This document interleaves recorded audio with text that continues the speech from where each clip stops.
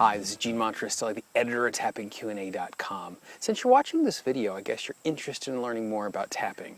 And I have just for you a 10-part guide which will show you how you can use tapping to get out of your own way and stop the self-sabotage. All you need to do is go to TappingQA.com/guide and you'll get access to all 10 parts to show you how you can use tapping right away. Now there are 4 things that we need to consider before we start working with the tapping points. The first is to be easy with yourself. It's really easy to get hung up on trying to do the tapping exactly perfectly. The really nice thing about tapping is it's a very, very forgiving protocol. The tapping points are 9 millimeters, almost a full centimeter wide. And so when you're tapping, all you need to do is be close, and if you're close, you're going to be making a difference. Number 2, if it hurts, don't do it. Now, we're going to be poking on the body as we tap. And so it's important to recognize that it's going to cause different levels of distress when we do this. When you're tapping, it's very important that you always take full responsibility over your body. Just because a tapping script or a tapping diagram says you poke here doesn't mean that that's what you should do.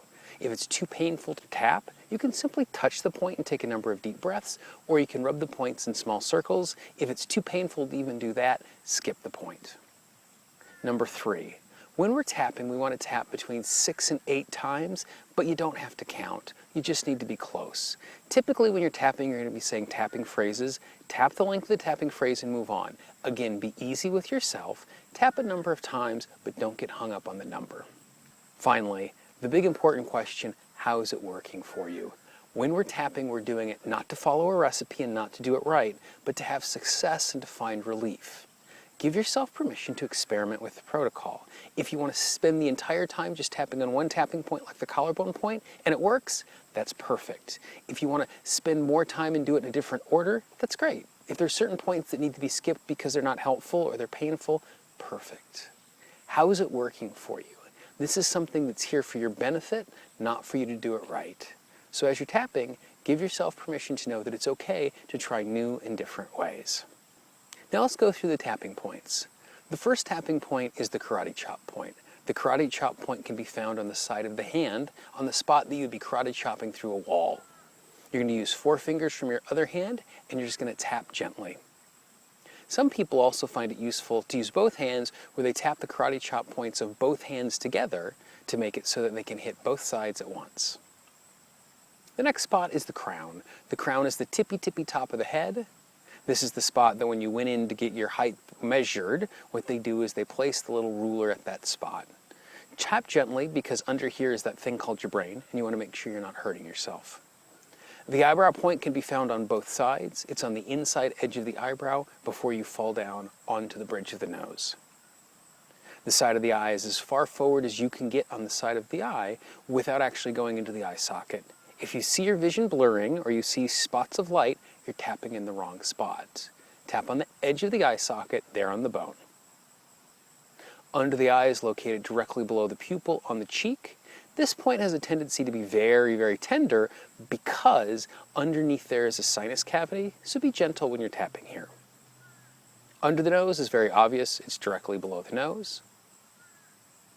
The chin spot is directly below the lip and above the point of the chin. It's not on the point, but it's there in the little divot. The collarbone point is a point that I find hard to explain even in person. So what I like to do is I just like to take a flat hand, stick it all the way across the collarbone and just tap. And I know that I'm going to be getting the collarbone point on both sides. Under the arm is located about bra strap height, exactly halfway between the front and your back. I like to use 4 fingers when tapping on this spot. It might be a little bit tender as you work your way in there. Just make sure that you're doing something that's safe and comfortable. You can reach across your body or you can reach underneath your own arm. So there you go. The tapping points are really that simple. Remember to be easy with yourself and take responsibility so you're not doing something that's dangerous or hurtful. Now all you need to do is go find yourself some tapping scripts and you're going to be ready to go. I'd really encourage you to visit TappingQA.com where we have hundreds of free tapping scripts that you can start tapping along to right away. If you have a question that you'd like to see answered in a video just like this, all you need to do is drop me a note. I can be found at gene@tappingqa.com. Let me know what you're interested in and hopefully we can create a video to answer your question as well. My personal favorite way to use tapping is to stop the self-sabotage and start getting out of my own way.